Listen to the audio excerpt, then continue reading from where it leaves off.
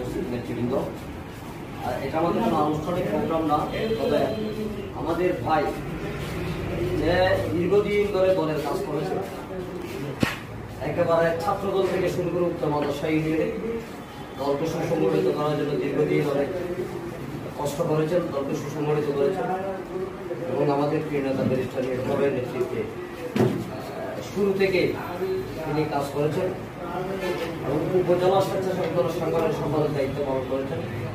উত্তর মাদ্রাসার অত্যন্ত বিনয়ী ভদ্র এবং আমাদের দক্ষ সংগঠন জামশেদ, সে আমাদের দলকে জীবনে অনেক মূল্যবান সময় ব্যয়িত করে দলকে সুসংগঠিত করেছে।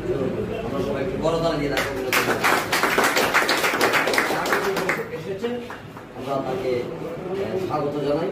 আমাদের প্রিয় নেতা ব্যারিস্টার পক্ষ থেকে অভিনন্দন জানাই।